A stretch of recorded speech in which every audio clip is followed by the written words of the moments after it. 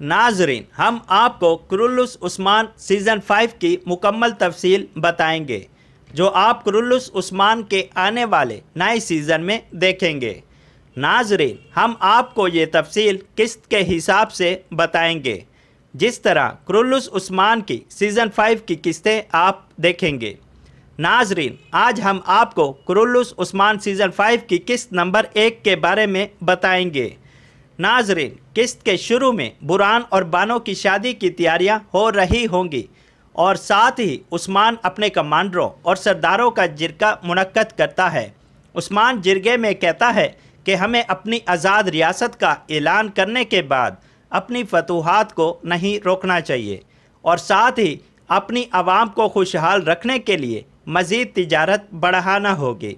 बाइंदर उस्मान को कहता है कि उस्मान साहब, तिजारत तो हमारी बढ़ रही है और मज़ीद भी बढ़ जाएगी, लेकिन हमारी रियासत के इर्द गिर्द बाज़नतीनियों के 2 बड़े किले बोरसा और एजनिक हैं और ये ऐसे किले हैं कि इनकी दीवारें मोटी और बहुत ऊंची है।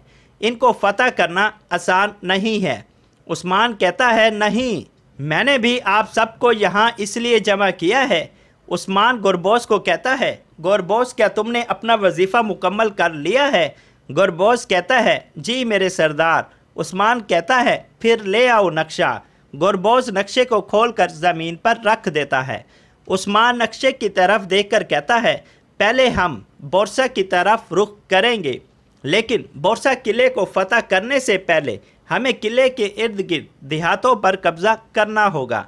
दूसरी तरफ बाज़नतीनी बोरसा किले का कमांडर वैलेंस अपने किले के इर्द गिर्द देहातों के कमांडरों को अपने किले में जमा करके उस्मान की सल्तनत को शुरू होने से पहले ख़त्म करने का मंसूबा बना रहा होता है।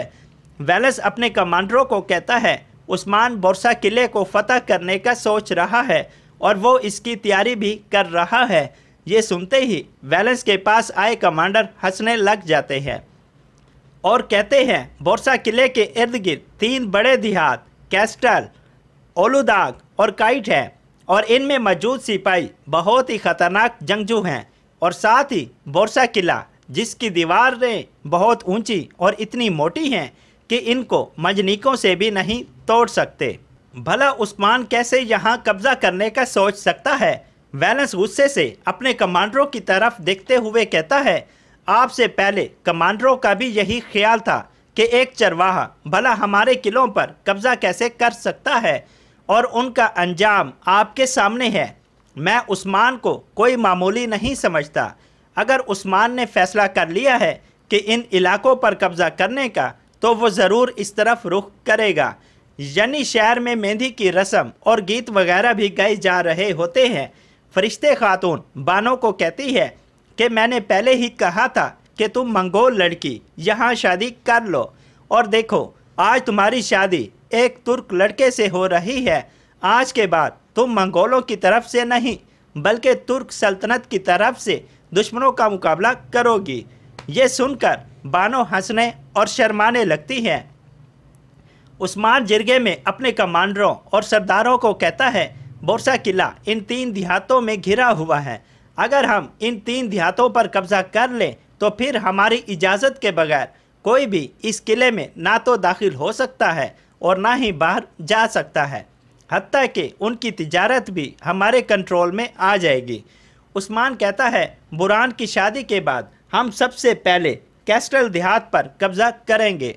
उस्मान जेर कुतई को कहता है, तुम इस देहात में भेस बदल कर जाओगे और मालूम करोगे कि इस देहात में दाखिल होने की कमज़ोर तरीन मुकामात कौन से हैं और किस मुकाम पर इनके सिपाहियों की तादाद कम है। उस्मान अख्तिमूर को कहता है, कैस्टल गांव के करीब जंगल में अपने जासूस तैनात कर दो। वो हमें वहां हर आने और जाने वाले की पल पल खबर देते रहें। इसके बाद उस्मान जिरगे को ख़त्म करते हुए कहता है, आज हम बुरहान की शादी की खुशियाँ मना लें, कल से हम जिहाद की तैयारी शुरू कर देंगे। दूसरी तरफ बाज़नतीनी कमांडर वैलेंस अपने कमांडरों को कहता है, उस्मान और उसके साथी चरवाहे आज शादी की खुशियाँ मना रहे हैं, लेकिन हम इनकी ये खुशियाँ गम में बदल देंगे। ये सबसे अच्छा मौका है کہ ہم اپنا کھویا ہوا قلعہ قیون حصار واپس لے لیں۔ قیون حصار یہ ایسا قلعہ ہے کہ اگر ہم اسے واپس لینے میں کامیاب ہو جاتے ہیں تو پھر یہ چروائے کبھی بھی مزید آگے نہیں بڑھ سکتے۔ یہ کہنے کے بعد ویلنس اپنے کمانڈروں کو کہتا ہے، کیا آپ کے سپاہی تیار ہیں؟ کمانڈر کہتے ہیں، جی ہاں تیار ہے۔ اس کے بعد ویلنس اور اس کے کمانڈر قیون حصار قلعے پر حملہ کرنے کے لیے چل پڑتے ہیں۔ دوسری طرف عثمان اور اس کے ساتھی شادی کی خوشی میں مصروف ہوتے ہیں۔ کمرال عبدال بران اور بانو کی شادی کا نکاح پڑھاتے ہیں۔ پھر اس کے بعد بران کے تمام ساتھی جھومتے اور گاتے ہوئے بران اور بانو کو ان کے کمرے تک لے جاتے ہیں۔ اس کے بعد بے سنگر عثمان کے پاس آ کر کہتا ہے کہ ہمارے جاسوسوں کی طرف سے خبر آئی ہے کہ کمانڈر ویلنس اور اس کے سپاہی قیون حصار قلعے کی طرف جا رہے ہیں۔ عثمان بے سنگر کو کہتا ہے، سپاہیوں کو گھوڑوں پر سوار ہونے کا کہو کہ اب جہاد کا وقت آ گیا ہے۔ عثمان بالا خاتون کو کہتا ہے کہ تم اپنی تربیت یافتہ باجیان کے ساتھ قیون حصار قلعے میں خفیہ راستے سے اندر داخل ہوگی۔ تم قلعے کے اندر سے حفاظت کرو گی اور ہم قلعے کے باہر سے ویلنس کے سپاہیوں کا مقابلہ کریں گے اور انہیں دکھائیں گے کہ ترکوں کے قبضے میں آئی زمین واپس نہیں لی جا سکتی۔ اس کے بعد عثمان اور اس کے سپاہی گھوڑوں پر سوار ہو کر نکلنے لگتے ہیں تو بران بھی اپنے سپاہیوں والا لباس پہن کر جنگ کے لیے آ جاتا ہے۔ بران عثمان کو کہتا ہے، سردار آپ میرے بغیر جنگ پر جا رہے ہیں کیا؟ عثمان بران کو کہتا ہے کہ ہم ترکوں کے لیے شادیاں اور جنگ ایک ساتھ ہوتی ہیں، اس لیے تم اپنی شادی کی خوشیاں مناؤ اور ہم جنگ کی۔ اس کے بعد عثمان اور اس کے سپاہی قلعے کی حفاظت کے لیے چل پڑتے ہیں۔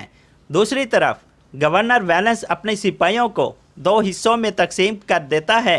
ایک حصہ اپنے کمانڈر لیو کے سپرد کرتے ہوئے کہتا ہے کہ تم ان سپاہیوں کے ساتھ قلعے کے جنگل کی طرف سے حملہ کرو گے اور میں قلعے کے سامنے کی طرف سے ان چرواہے سپاہیوں کو مصروف رکھوں گا۔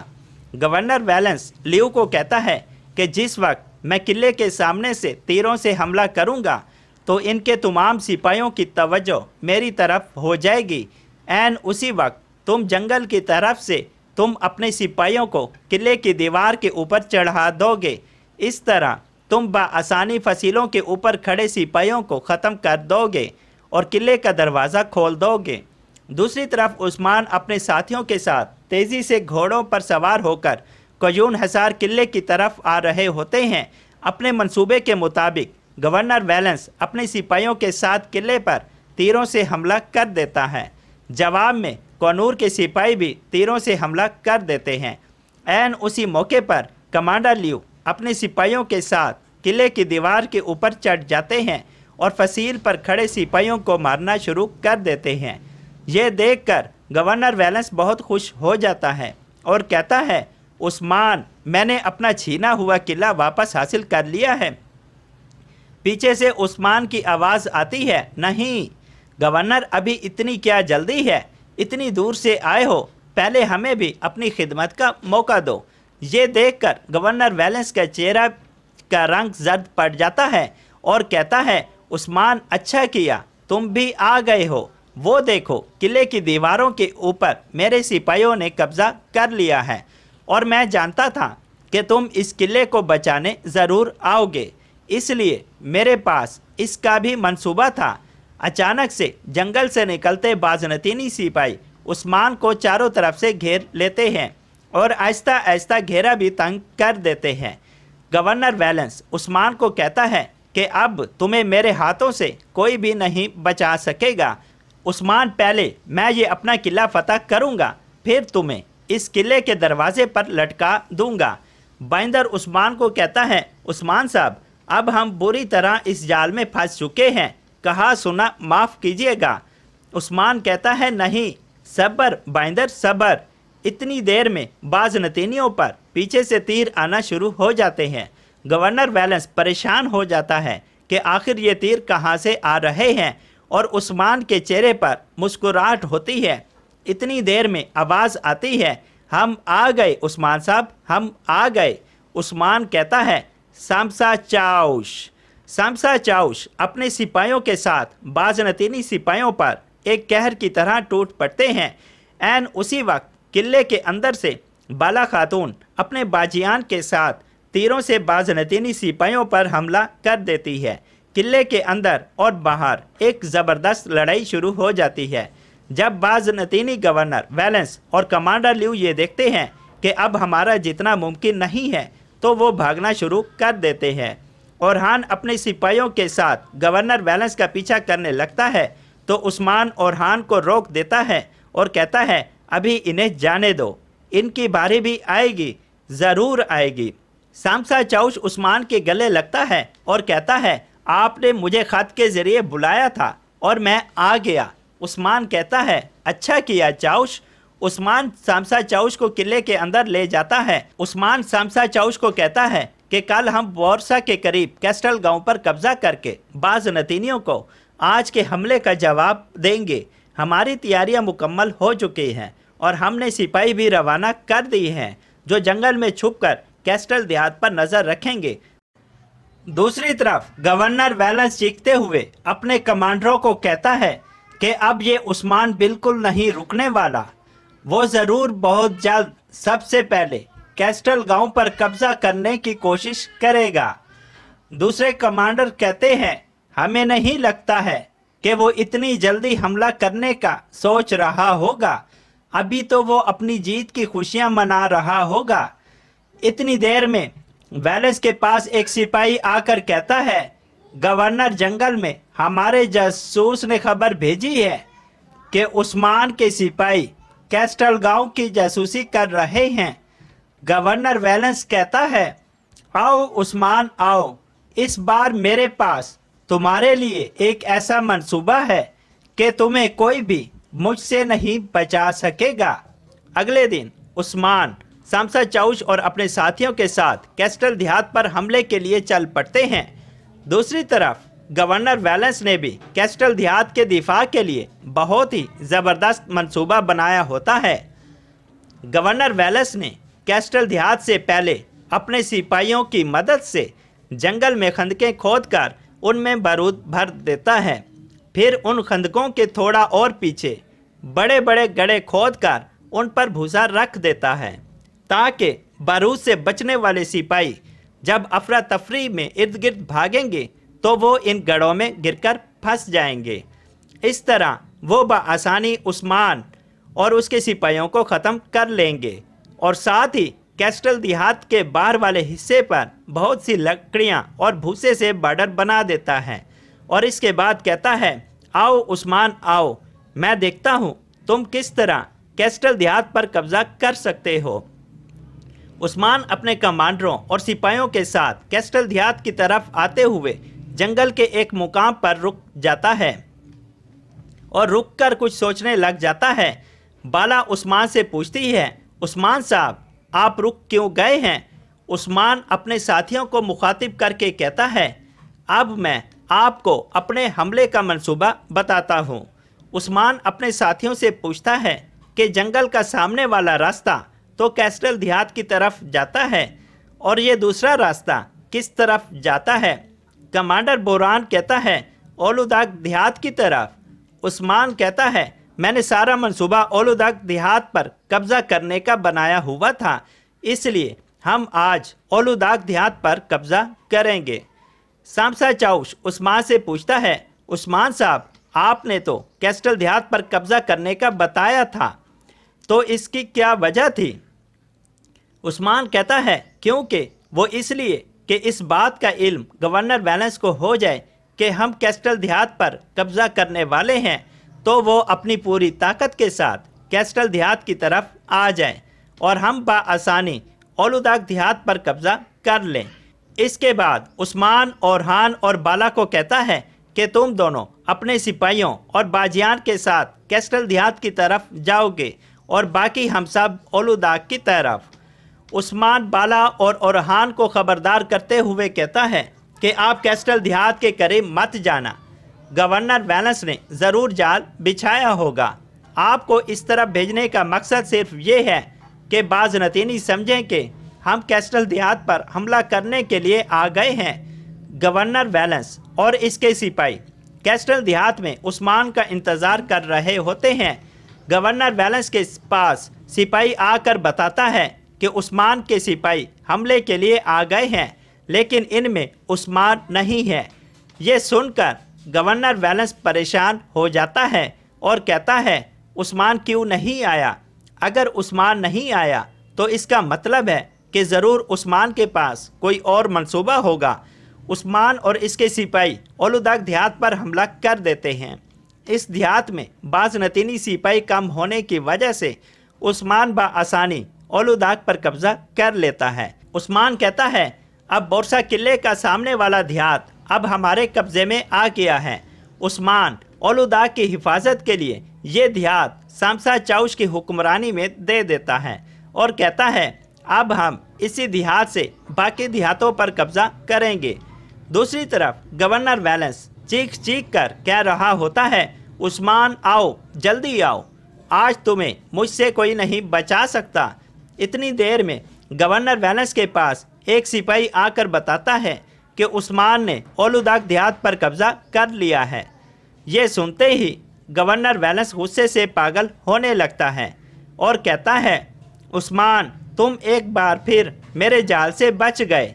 عین اسی وقت ایک دوسرا سپاہی آ کر بتاتا ہے کہ جنگل میں بالا خاتون اور اورحان اپنے سپاہیوں کے ساتھ موجود ہیں، لیکن وہ حملے کے لیے آگے نہیں بڑھ رہے۔ گورنر ویلنس کہتا ہے کہ یہ ایک عثمان کی چال ہے، ہمیں دکھانے کے لیے اس نے بالا خاتون اور اورحان کو اپنے سپاہیوں کے ساتھ بھیج دیا تاکہ ہم سمجھیں کہ عثمان کیسٹل دیہات پر حملہ کرنے آیا ہے اور خود اولوداغ پر حملہ کر کے قبضہ کر لیا ہے۔ اب میں عثمان کو اولوداغ پر قبضے کا ایسا جواب دوں گا کہ عثمان کو قبضہ کرنے پر پچھتاوا ہوگا۔ دوسری طرف عثمان اولوداغ دیہات پر قبضے کے بعد عثمان اولوداغ کی عوام کو اکٹھا کر کے کہتا ہے کہ آپ لوگ گھبرائیں نہیں، آپ سب اپنی تجارت اور عبادت گاہوں پر عبادت ویسے ہی جاری رکھیں گے جیسے آپ پہلے کرتے تھے۔ اس کے علاوہ آپ سب پر جو بعض نتینیوں کی طرف سے جو ٹیکس لگائے گئے تھے وہ سب معاف کیے جاتے ہیں۔ آج کے بعد آپ کوئی ٹیکس ادا نہیں کریں گے۔ یہ سننے کے بعد اولوداغ کی عوام بہت خوش ہو جاتی ہے اور عثمان صاحب زندہ باد کے نعرے لگانے لگتی ہے۔ دوسری طرف گورنر ویلنس بڑی خاموشی کے ساتھ اپنے سپاہیوں کے ساتھ بالا اورحان اور ان کے سپاہیوں کو گھیرے میں لے لیتا ہے اور کہتا ہے اب عثمان کی جان اور دل میرے ہاتھ میں آ گئے ہیں، اب عثمان کو ہم سے چھینے گئے قلعے واپس دینے پڑیں گے۔ گورنر ویلنس اور اس کے سپاہی آہستہ آہستہ گھیرا تنگ کرنے لگتے ہیں۔ عائشہ خاتون بالا کو کہتی ہے کہ اب ہم کیا کریں گے؟ اب ہم بری طرح پھنس گئے ہیں۔ ایک طرف عثمان اپنی جیت پر خوشی منا رہا ہوتا ہے اور دوسری طرف بالا اور اورحان گورنر ویلنس کے جال میں پھنس چکے ہوتے ہیں۔ ناظرین، کیا گورنر ویلنس بالا اور اورحان کے ذریعے اپنے چھینے گئے قلعے واپس لینے میں کامیاب ہو جائے گا؟ کیا عثمان بالا اور اورحان کو بچانے کی خاطر اولوداغ اور کویون حصار قلعہ واپس دینے پر مجبور ہو جائے گا؟ ان سب سوالوں کا جواب جانیں اگلے ایپیسوڈ میں۔ اس کے اگلے ایپیسوڈ کی کہانی سننے کے لیے میرے چینل کو سبسکرائب کر دیں اور بیل کے بٹن کو ضرور دبا دیں۔